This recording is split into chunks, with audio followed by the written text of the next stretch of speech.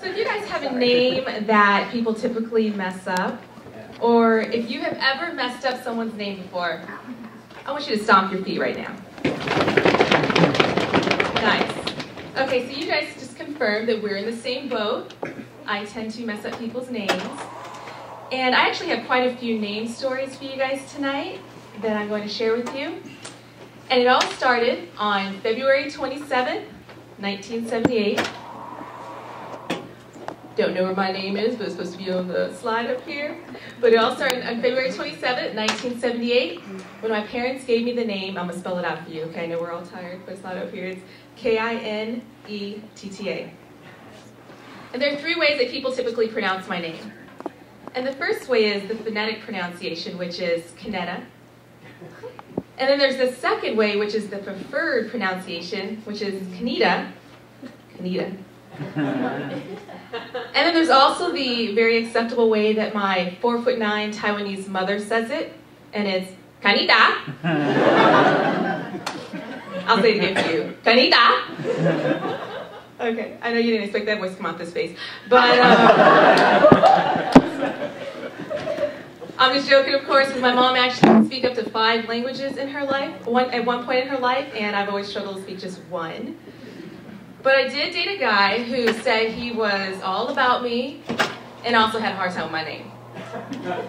And I'm going to tell you that story right now, but ladies, I actually need your help. I can't see you because the lights are blinding me, so I'm just going to trust you're out there. When you see me, put my hand on my chest like this. That's your cue to say, oh. All right? We're going to try it out.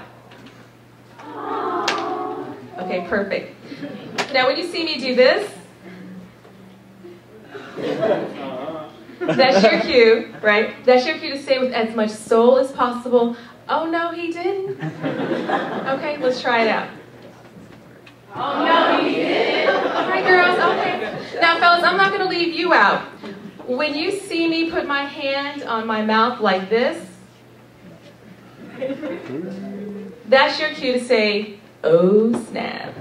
But wait, you're going to say it like you just took out $100 at the ATM and you realize you lost your wallet, all right? So let's try it. Oh snap.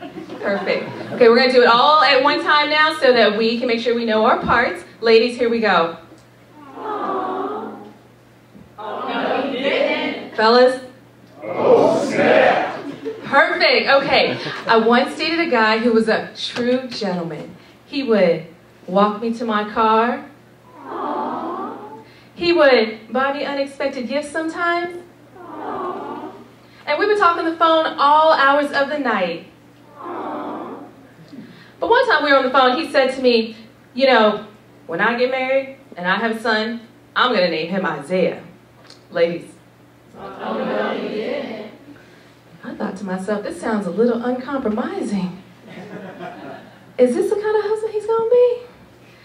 So I asked him, when you say when you get married and you're going to have a son, does your future wife have a say in this naming thing?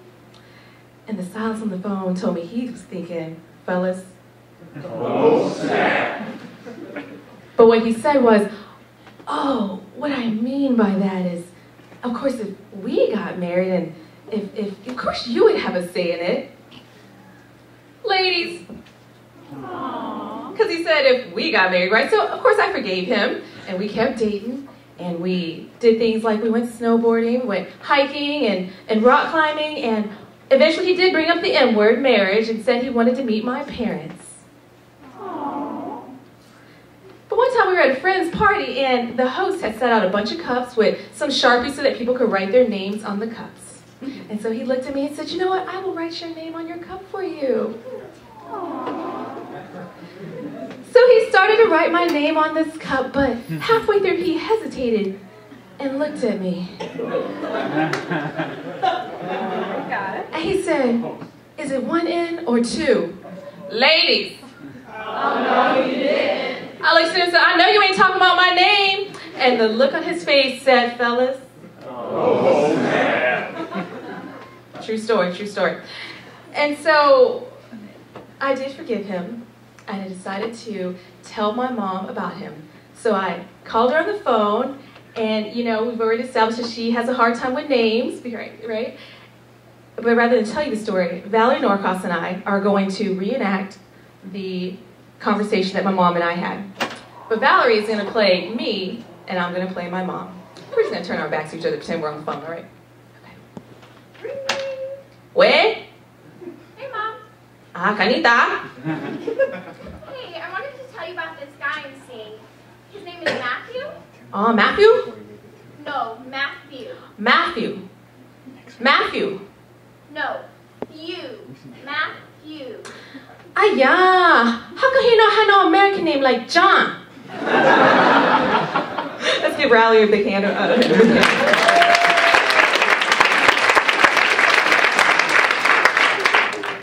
That's a true story too.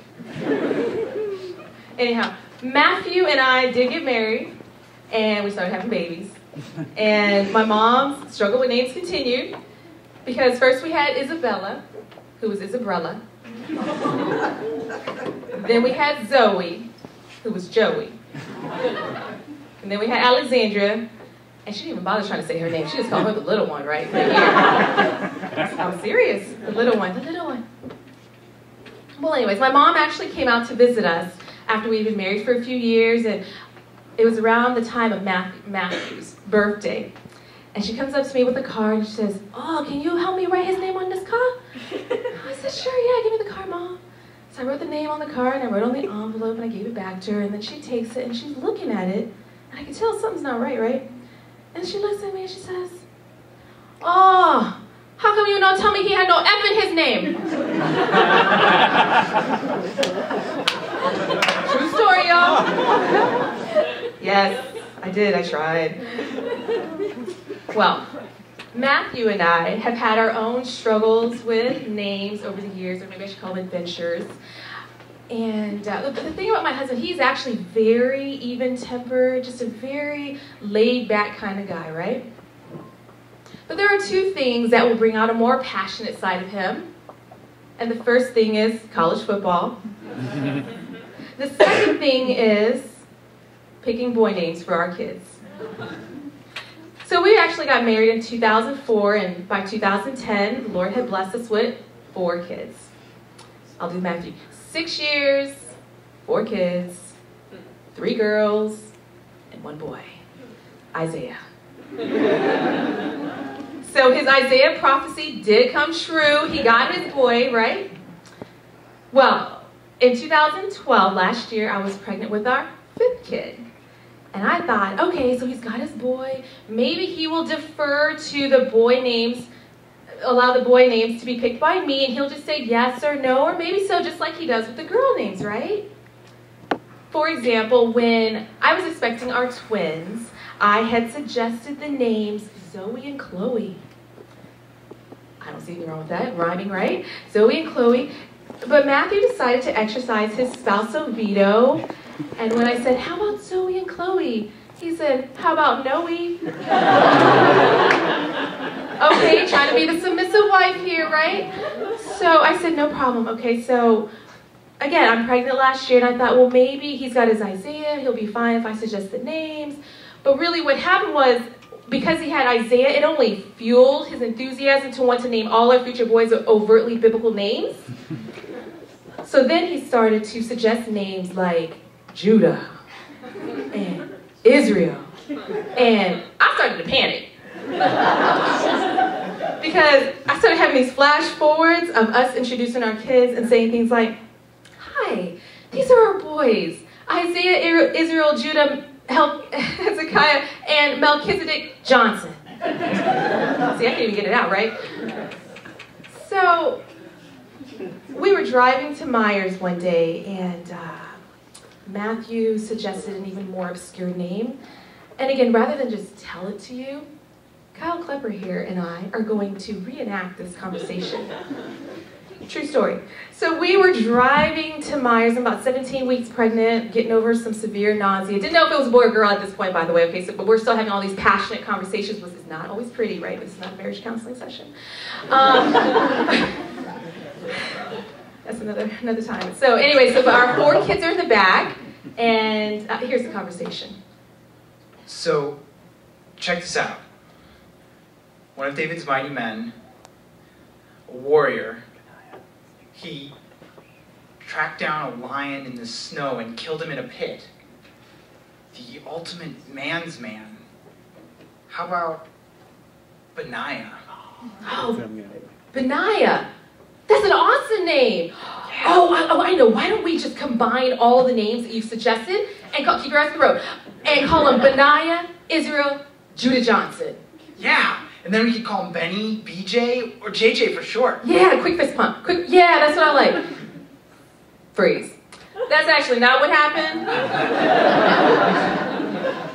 That's just how Matthew wished it would have gone down. Okay, let's try this again. Take 2. So, I was thinking about the whole name thing, and the truth of it is, you're the one who carries the baby for 9 months, and has months of nausea, and has been either pregnant or nursing our entire 8 years of marriage. That's true, that's true. Except for the first 3 months. That's right, keep your eyes on the road, yep. That's true. And, well, and you agreed to Isaiah, so I just wanted to let you know I'll support you in whatever name you choose. Freeze. Right, ladies, come on, do it. But that's actually not what happened. That's just how I wish it would have gone down. Okay, let's see how things really unfolded. Take 3. So, check this out. One of David's mighty men, a warrior, he tracked down a lion in the snow and killed him in a pit. The ultimate man's man. So how about Benaiah? Benaiah? How about Denia? Everybody give Kyle a round of applause.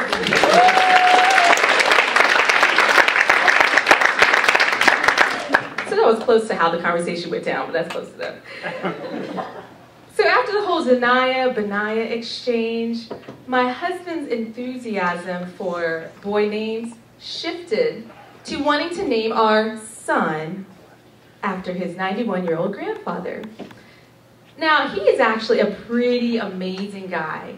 Believe it or not, he was born and raised in South Dakota and rode a horse to school and checked his gun at the door at school. Yes, he did. Yes, he did. And he he bought 80 acres of land in Oregon, and he built a house there, and his son, and actually my husband and all his brothers grew up on this 80 acres of land in Oregon. He's like a World War II gunner, just like a modern day pioneer man, a modern day Benaiah, if you will. And just a great guy, right? But the thing is this, his name is Herbert. Herbert. I just couldn't see myself saying to a little 2-year-old, "Now, Herbert, please do not throw knives at your sister." Herbert, a block is not a frisbee. These are things I've actually said to my other 2-year-old son, all right? So I knew what I was going to be saying. But my husband was, again, very passionate about this, and we had all these conversations about this, and one day he actually had a really great idea. He said, why don't we just Skype my grandfather and just ask him about his name? I felt like it was a little risky, but, you know, I was up for that. I was curious. What did he think about the name Herbert, right? So he got his grandfather up on Skype one Sunday afternoon. He said, "Hey, Grandpa, how did you feel about your name when you were growing up?" And he's a little hard of hearing, wears a hearing aid, so he speaks a little loud, right? Just like this. He said, "My name? Well, I hated my name growing up. They used to call me Herbert." I'm going to say it one more time. Herbert. Okay. Try and get that out of your head tonight. So when he said that, if you would have been looking in the window of our house and seeing this exchange, all you would have seen was my husband laughing at the laptop and me standing to the side of the laptop, out of the view of the camera, doing this to Matthew. What now, brother? God didn't make me your helpmate for nothing. That's why we should just give him a good old-fashioned American name and just call him John. That's all I have for you guys tonight.